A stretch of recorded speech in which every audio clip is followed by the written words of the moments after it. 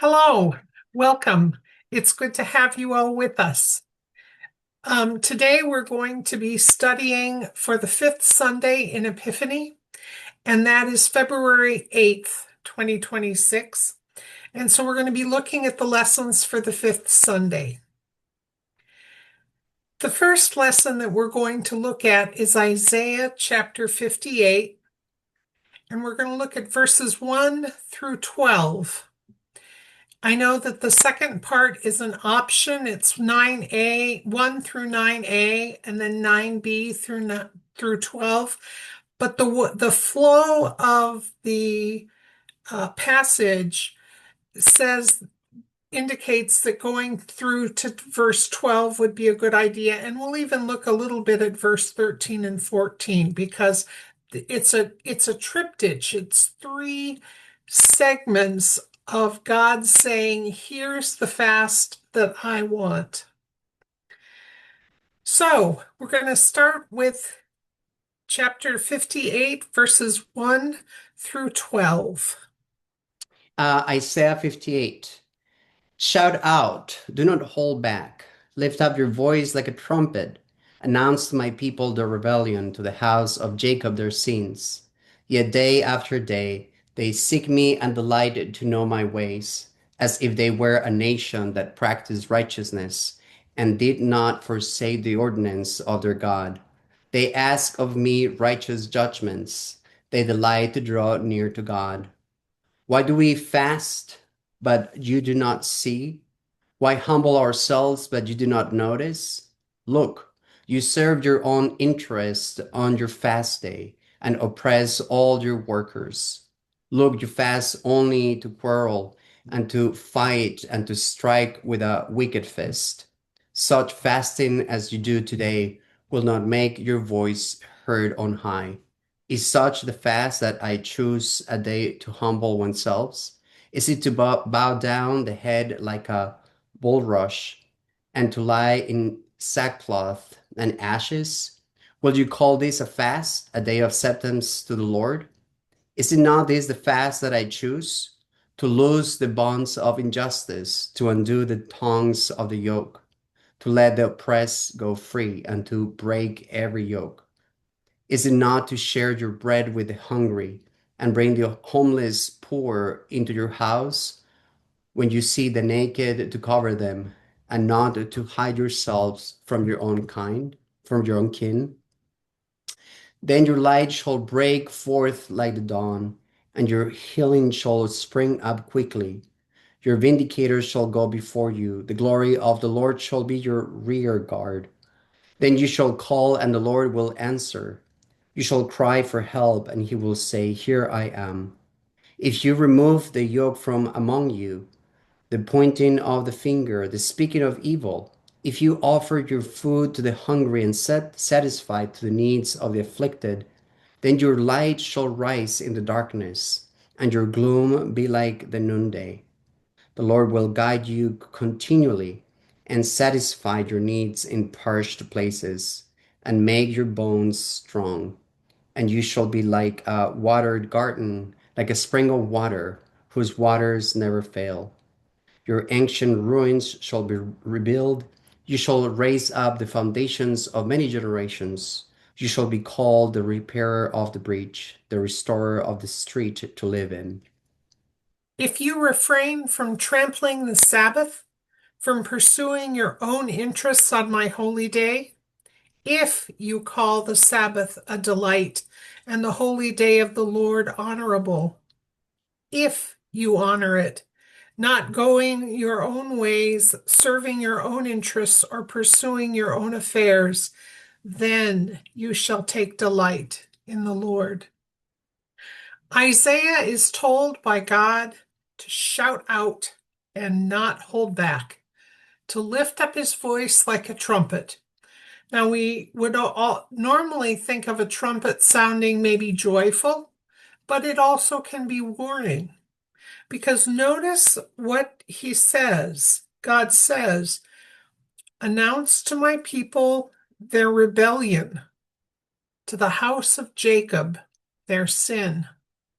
So that's what Isaiah is to lift up his voice about. And then he talks about the sin of his people. They seek me and they delight to know my ways. Notice in verse 2 that delight is in the verse twice.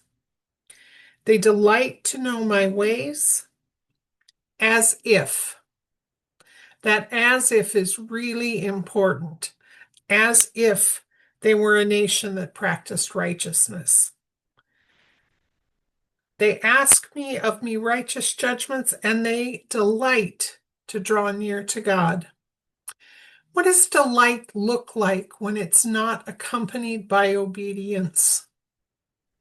That's a good question. What does the light look like? I'm not sure. I would say it just probably means feeling good about what you're doing, patting yourself on the back, not being really interested in anything beyond your definition of what it means to delight in the Lord. That's kind of what I think. So the people ask two questions. Why do we fast and you do not see? Why do we humble ourselves, but you do not take notice? That's an act. Notice the accusation of God not seeing their fast, of God not paying attention. And so God answers and says, look, you look, folks. This is not about me not looking. You look and what you do. And so, what are some of the things that they do that God objects to? In verses 3 and 4. So it says, you serve your own interest on your fast day and oppress all your workers. And then on 4, it says, you fast only to quarrel and to fight and to strike with a wicked fist. Yeah. So, this is not a good way of being. This is not a good way of being. And so, it's interesting that they accuse God of not looking, and yet God says, you look. You look at what you're doing. And then he asks the question, what is the fast that I choose? Down in verse 5.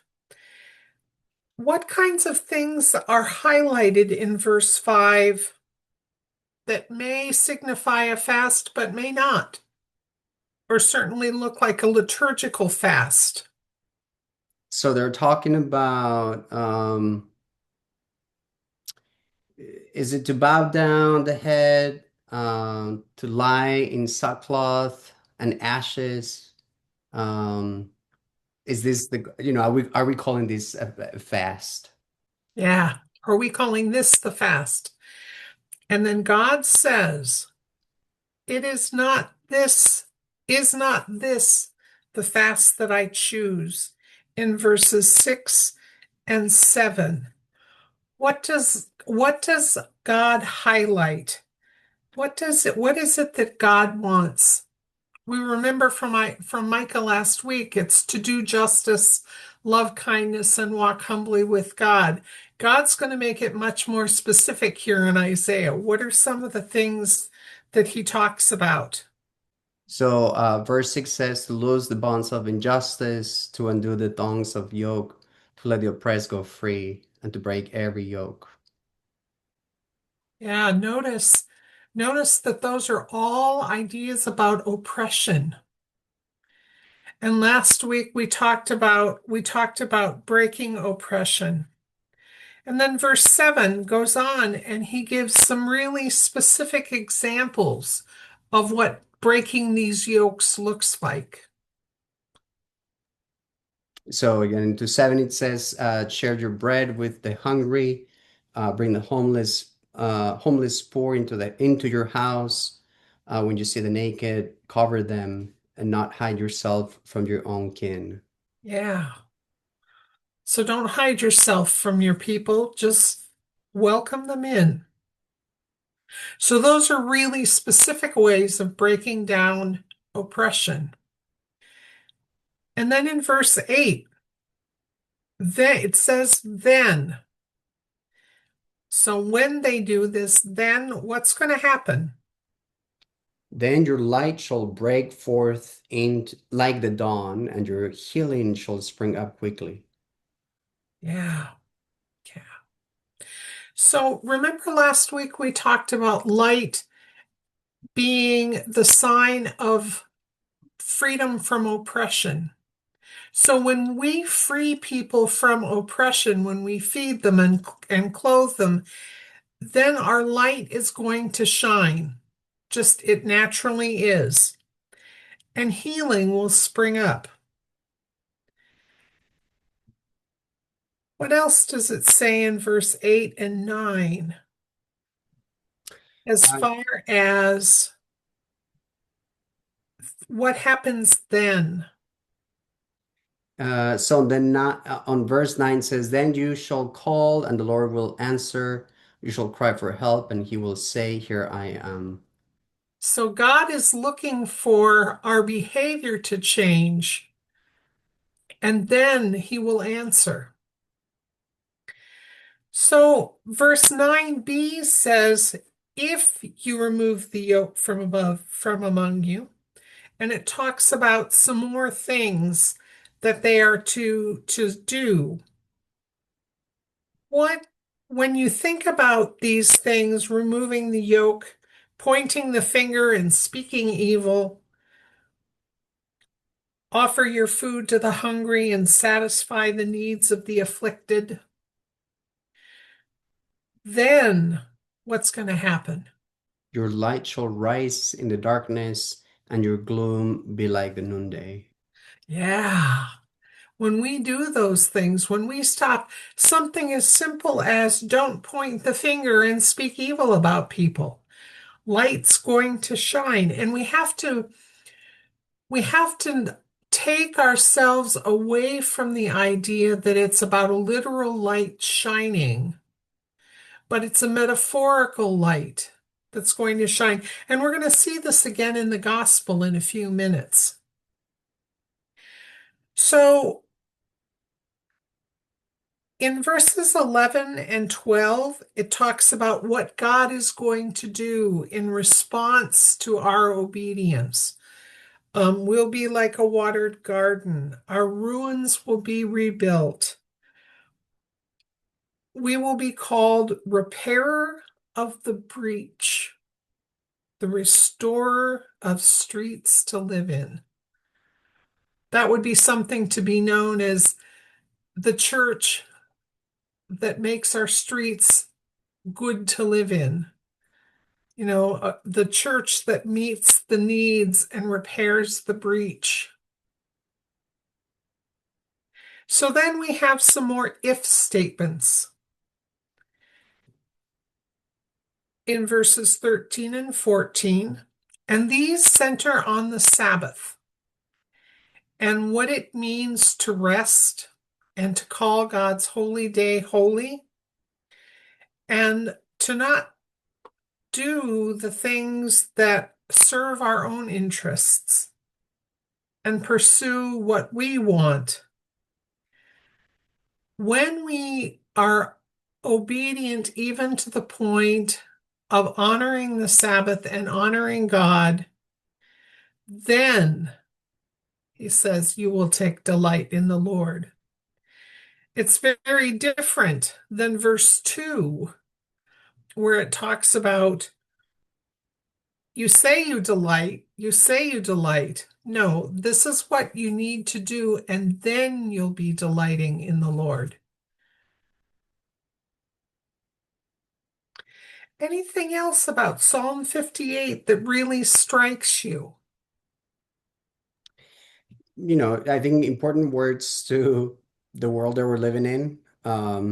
Just important reminders of what we're called to be, and more. I always say that is more important. It's not so much of who we're called to be, but what is our true identity as the creation of God. Uh-huh. So just an important reminder of who we truly are. Right, right. And we're going to pick up some of these themes when we look at the gospel.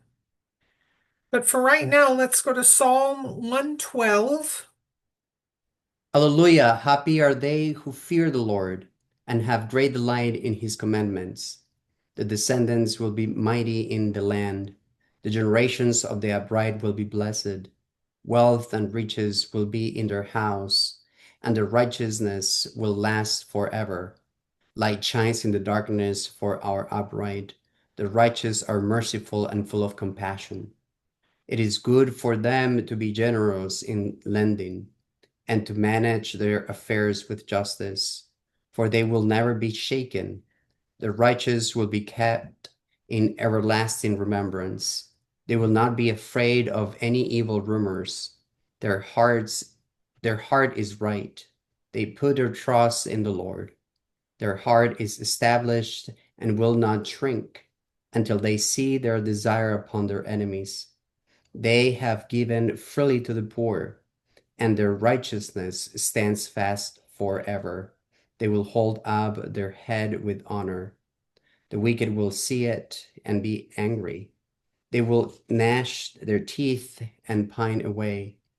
The desires of the wicked will perish. Thank you. So we see not the same language that we have in Isaiah, but we see the same kinds of things that people are doing. It says, happy are they who fear the Lord. Again, this is blessedness. The word in Hebrew is ashrei, and it means to be blessed, where people look on you and see that you are blessed by God.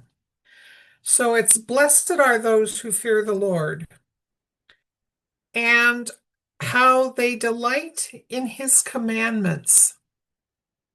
Not just take delight, but delight in commandments.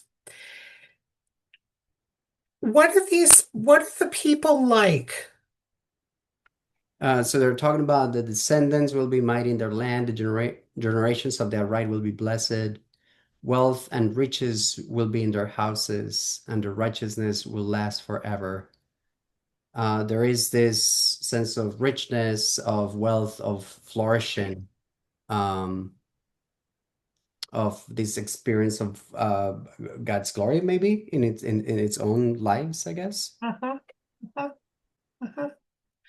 And we notice in verse 4, again, they rise in the darkness as a light for the upright. And then it says they are gracious, merciful, and righteous. You had different words in verse 4.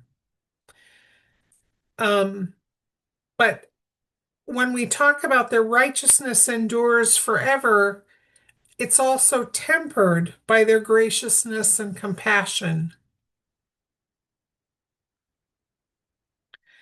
And so then it goes on and it says that it talks more about how they are going to be in verses 5 and 6. And they're not going to be moved. They will be remembered. There's a permanence to when righteousness is done, there's a permanence. And notice in verse 7 and 8, the condition of their hearts. In one, their hearts are firm, secure in the Lord. In the next one, their hearts are steady and will not be afraid. They've given freely, they've given to the poor, their righteousness endures, and it says their horn is exalted in honor. That means their power or their might is exalted. And how is it that the wicked respond? The wicked, that I guess verse 10, the wicked will see it and be angry. They will gnash their teeth and pine away. The desires of the wicked will perish. So they're going to see the light shine too, and they're not going to like it. And so when we look at Psalm 112, we can see some of the ideas that are fleshed out in Isaiah. And even though the Psalms were written at a different time than the prophets, you still see those same themes. All right. Anything else on Psalm 112? Again, just helpful to see those connections between the Old Testament that written from Isaiah along with the Psalm. Mhm, mhm. Okay, so let's go to First Corinthians. This is kind of our outlier uh, part of the study because it doesn't tie in as well with the Old Testament and the Gospel. But we're looking at First Corinthians chapter 2, verses 1 through 12. When I came to you, brothers and sisters, I did not come proclaiming the mystery of God to you in lofty words or wisdom, for I decided to know nothing among you except Jesus Christ and Him crucified. And I came to you in weakness and in fear and in much trembling. My speech and my proclamation were not with plausible words of wisdom, but with a demonstration of the Spirit and of power, so that your faith might rest not on human wisdom, but on the power of God. Yet among the mature we do speak wisdom, though it is not a wisdom of this age or of the rulers of this age, who are doomed to perish. But we speak God's wisdom, secret and hidden, which God decreed before the ages for our glory. None of the rulers of this age understood this, for if they had, they would not have crucified the Lord of glory. But as it is written, what no eye has seen, no ear heard, nor the human heart conceived, what God has prepared for those who love him.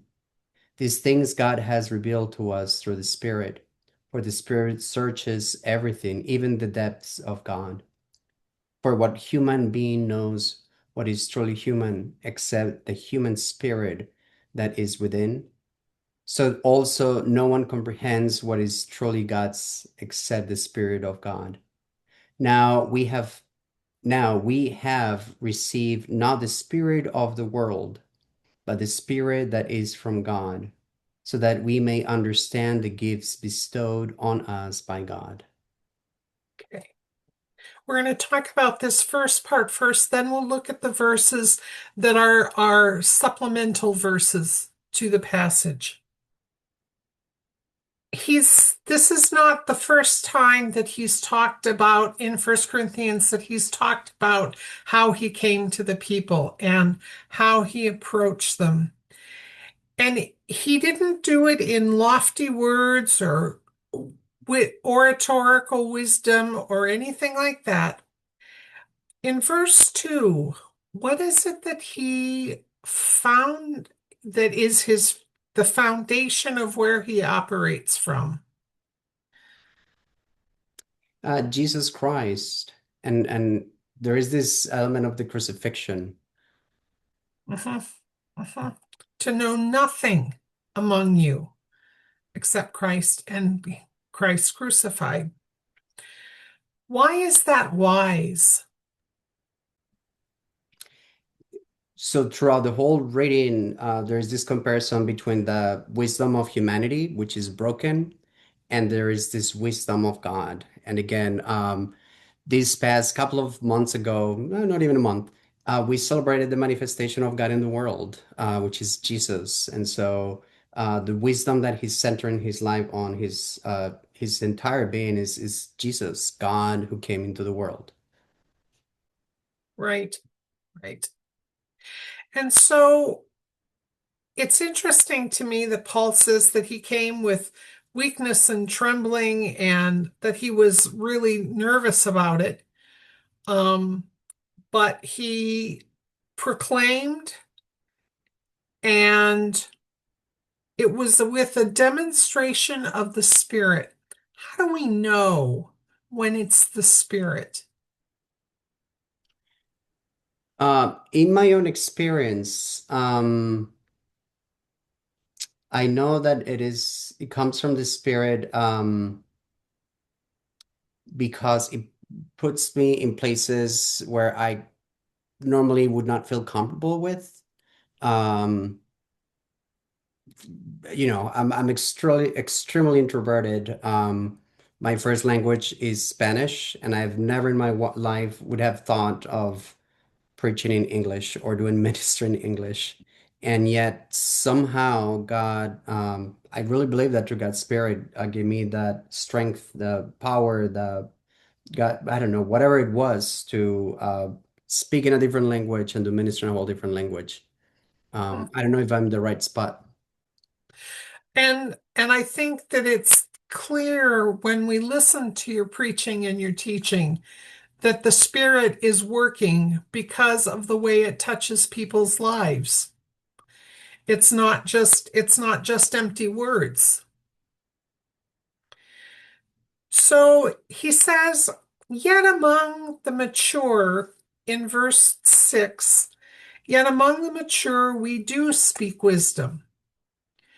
But he's going to call them babies in the next chapter. And he's going to say that they're really infants. They're not mature. So there is wisdom that's spoken of, but what is it not? The wisdom of the sage. Mhm. And then he goes back to saying, we speak God's wisdom, secret and hidden. It goes back up to that idea in verse 1 of a mystery. We speak God's wisdom hidden and secret. And then he makes a statement about the rulers of this age. They don't understand that wisdom. Why? How do we know that? Well, the rulers of this age are, center on themselves, on power, physical power, and material things, things that are only of this world. But the wisdom of God transcends this world and the material world that we live in. Right, right. And from verse 5, or excuse me, verse 8, if the rulers had understood this, they wouldn't have crucified Christ. They would have seen that this was the wisdom of God. And in verse 9, he quotes something. He says, as it is written, but it's not a quote from the Bible. So it's either something that is talked about in the Christian community, either maybe it's something liturgical. It could be something that he's written in another letter. We don't know. So I always find it interesting when the things are quoted and we don't know for sure where they are, where they're from. So then he talks about the Spirit, and the Spirit searches everything, even the depths of God. And then he goes on to say in verse 11, so no one comprehends what is truly God's except the Spirit of God. How are we to know? Not sure. Yeah. If we go on and pick up at verse 13, well, it says in verse 12, so that we may understand the gifts bestowed on us by God. You have an understanding of the gifts bestowed on you by God, and you're able to explain that and talk about that. Mhm. Let's read verses 13 through 16. And we speak of these things in words not taught by human wisdom, but taught by the Spirit, interpreting spiritual things to those who are spiritual. Those who are unspiritual do not receive the gifts of God's Spirit, for they are foolishness to them, and they are unable to understand them because they are spiritually discerned. Those who are spiritual discern all things, and they are themselves subject to no one except scrutiny. For who has known the mind of the Lord, so as to instruct him, but we have the mind of Christ. That's a pretty bold statement to say we have the mind of Christ. One of the things that I think is really interesting in verses 13 and 14, it talks about things not taught by human wisdom, but taught by the Spirit, interpreting spiritual things to those who are spiritual. And it contrasts it in verse 14. Those who are unspiritual do what? Do not receive the gifts of God's Spirit. For they are foolishness. Mm. For they are foolishness. Mm. And so I think that when we're looking at this, that we need to remember that discernment is something that works among the believers and brings us to an understanding, a more common understanding, not just, forcefulness, but not based on opinions, but on what God says and on what God is doing and how God distributes gifts. For example, if we're in a parish and someone has, like Quentin, saying, I think I might be called to the priesthood, do we say, no?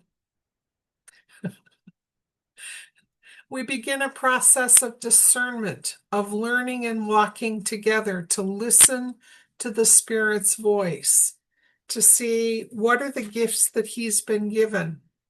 What are the gifts that He's acting upon? I think verse 14, you were talking earlier about your own, um,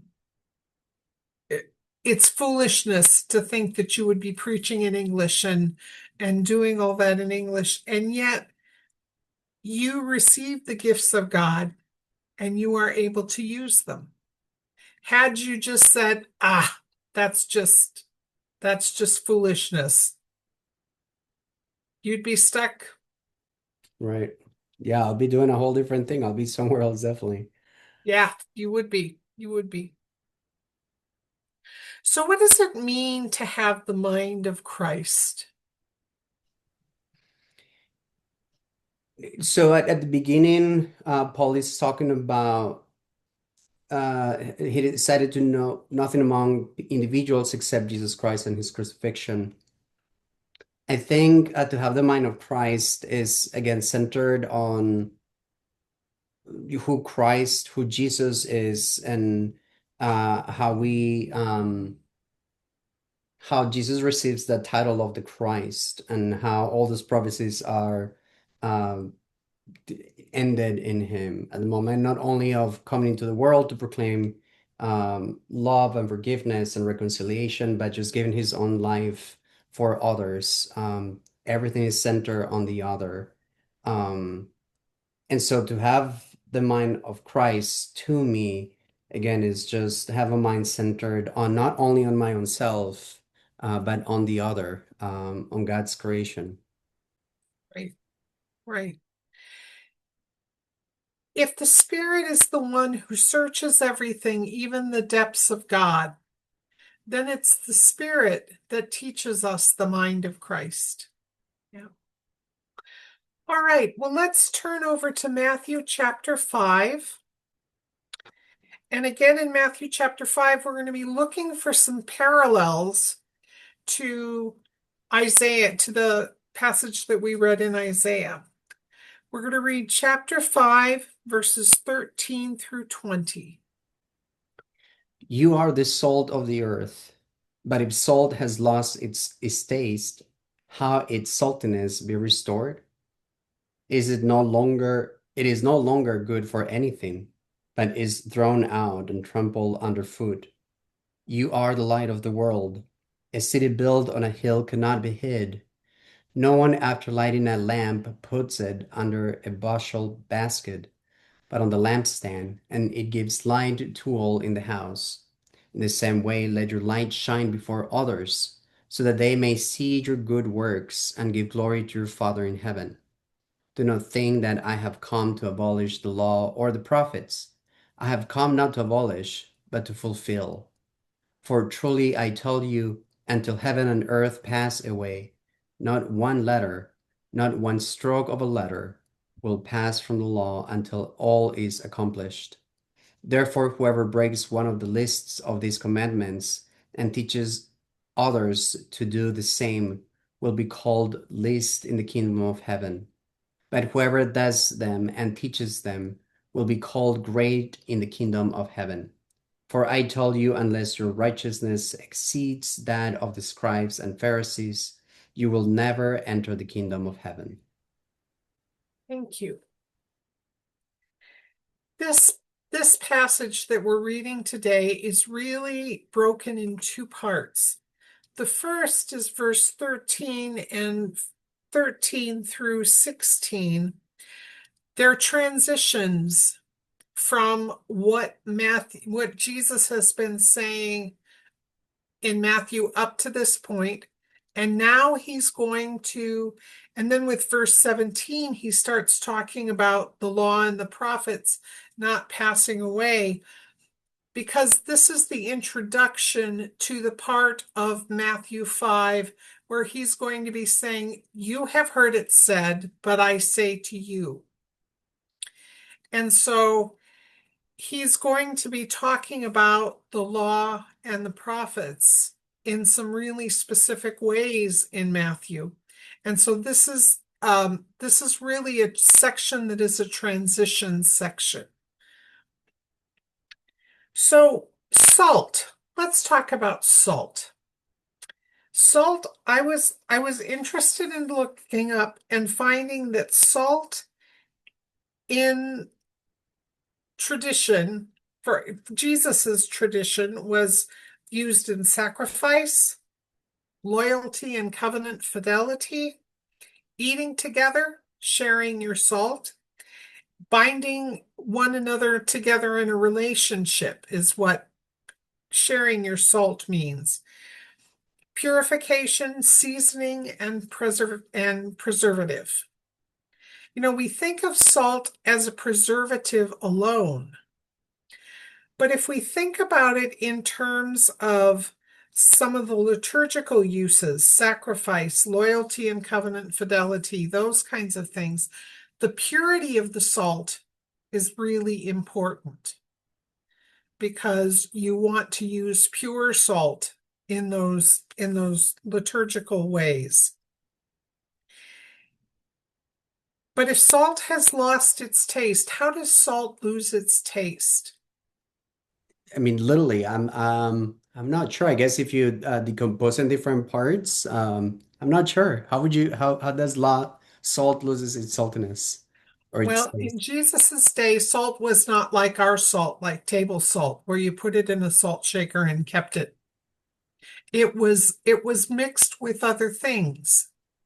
But if it had too many other things mixed into it, it wouldn't be good for seasoning, for liturgical use, for anything else. And so when Jesus is talking about the salt, once it's been ruined, can it be restored? And the answer is no. It's not like we have modern chemistry where we can, boil things out and, get it reduced back down to sodium and chloride. He says, you are the salt of the earth. He's talking to his disciples, you all. It's not just an individual thing. You all are the salt of the earth. It's emphatic, and it's really directed at the disciples so that they know part of their mission, part of their, when it says you are the salt of the earth is where the disciples act out their mission. That's where God's will is done. You You all are the salt of the earth. It's not something you have to try to be, it's something you are. How would we know if we're being salt? Again, if salt, speaking just of salt normally, it brings season to the food, it preserves food, uh, it maintains the body balance and so on. If we're being salt, I mean, all those things are happening, all those things are taking place. Also, it would make us salty if we think about Isaiah and the things that God says make for the fast that God chooses. That would make us salty.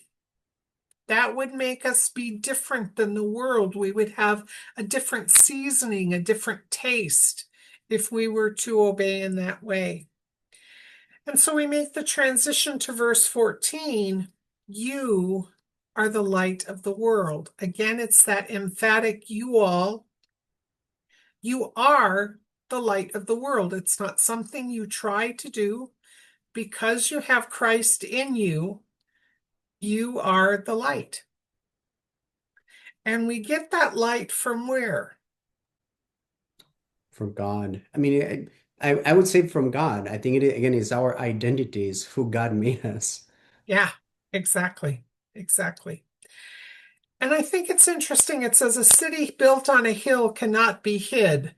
You know, Reagan used City on the Hill, Winthrop used City on the Hill to talk about the United States, but I don't think that's what this is talking about.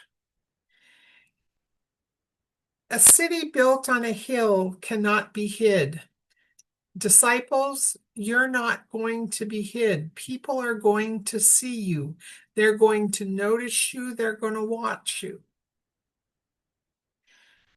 No one, after lighting a lamp, puts it under the bushel basket, but on a lampstand, and it gives light to the house. We don't hide our light. We don't pretend we're not Christian. We don't ignore the things that God asks us to do. We do those things. When we think about light tied to oppression and breaking oppression, if we are the light of the world, then part of who we are people who's supposed to break oppression, people who are supposed to care for others.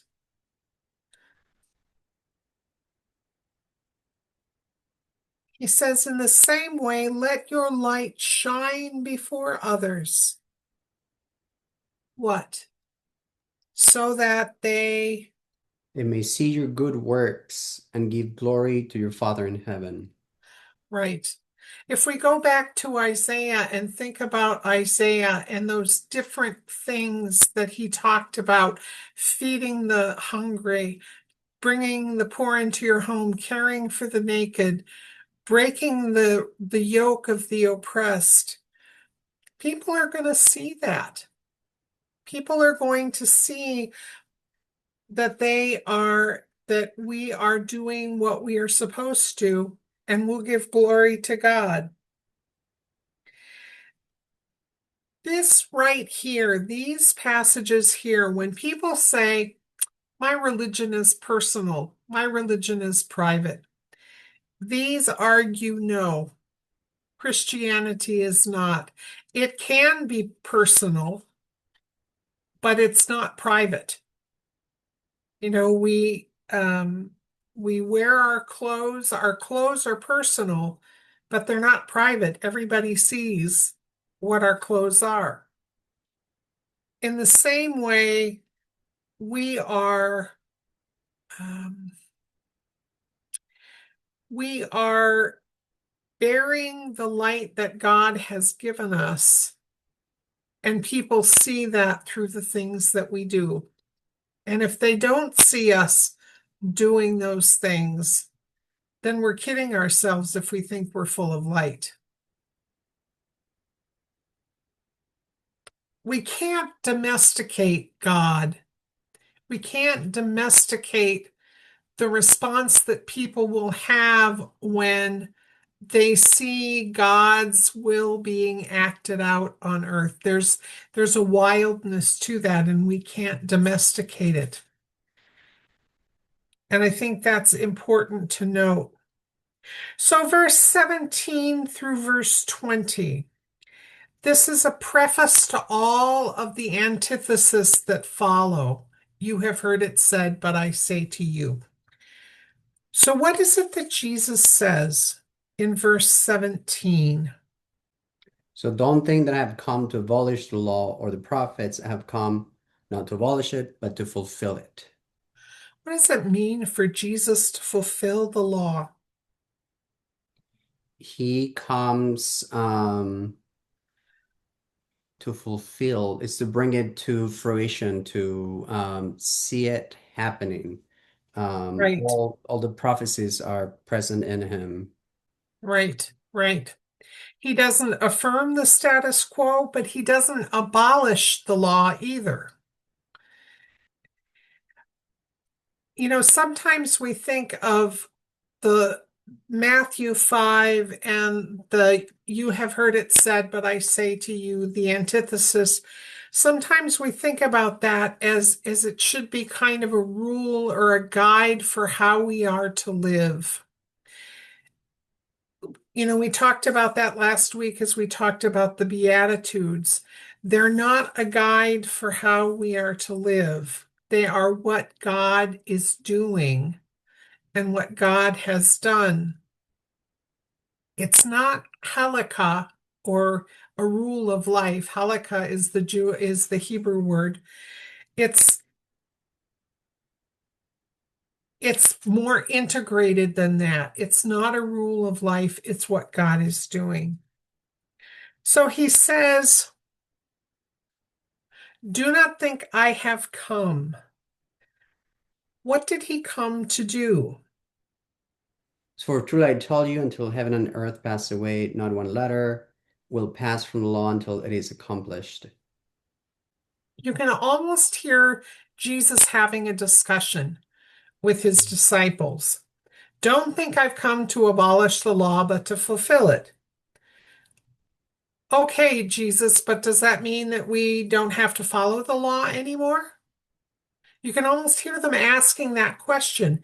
And he answers, we don't know that they asked that, but he answers that question by saying, not one letter, not one stroke of a letter. You know how in Hebrew letters are written and they have the little tails on them? It's even those little tails.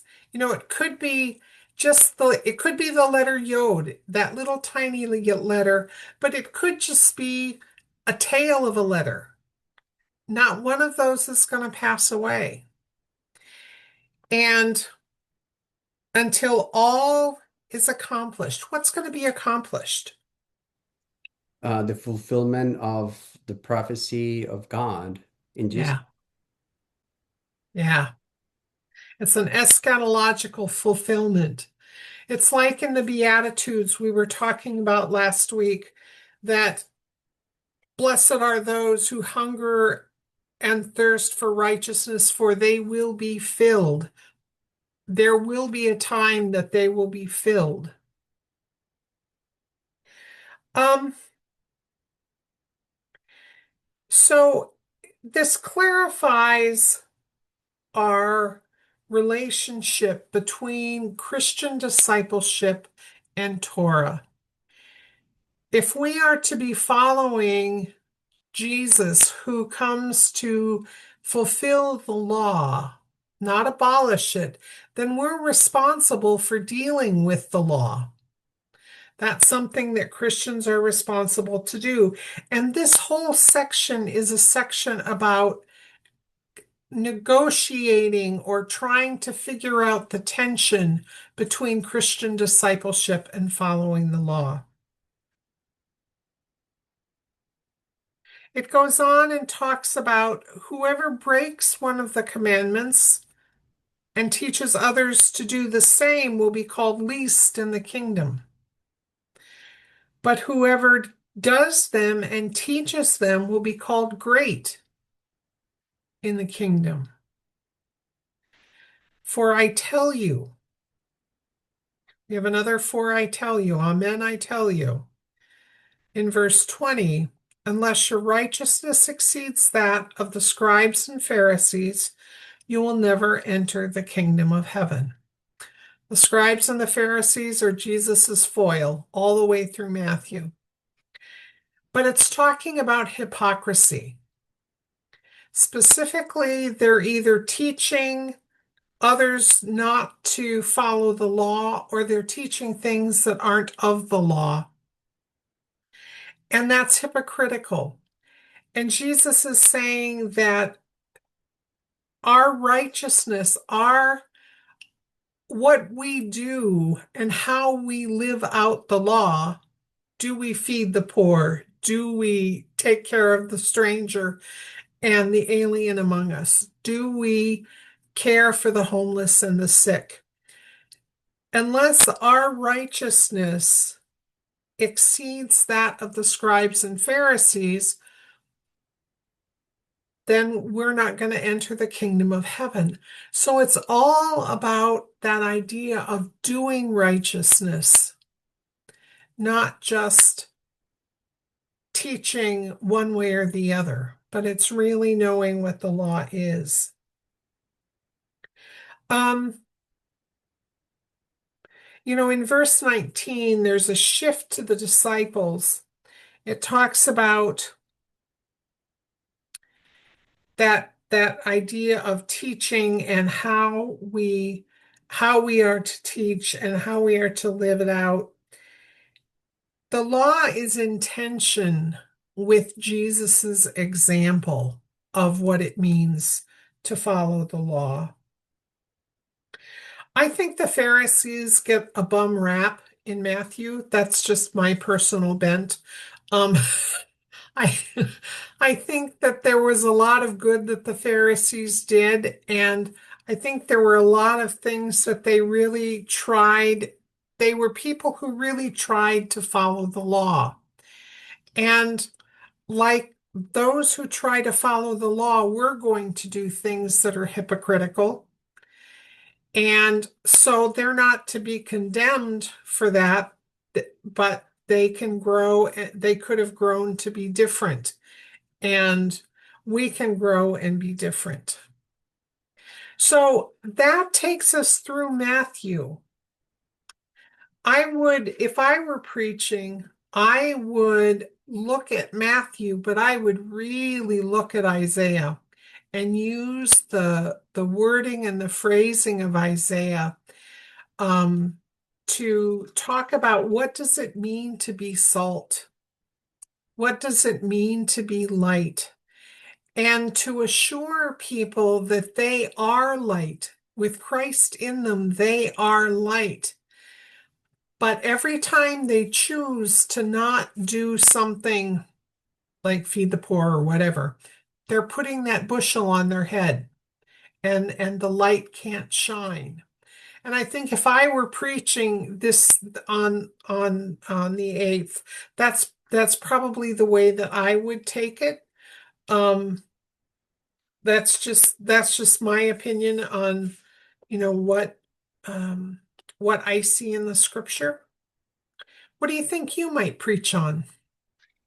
This all the what we have read always reminds me of our identity, regardless where we come from, what language we speak, even what religion we believe in. I think if we look at all the different faiths, they always remind us that there is this unity between creation and the creator. And so I'll definitely, it's extremely helpful to connect the language of Isaiah with what is salt and our identity as being the salt and the light of the world.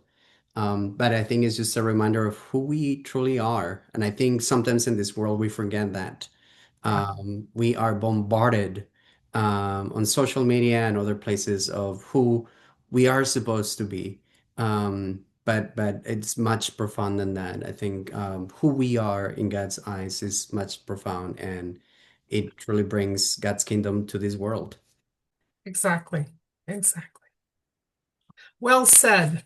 Well, thank you.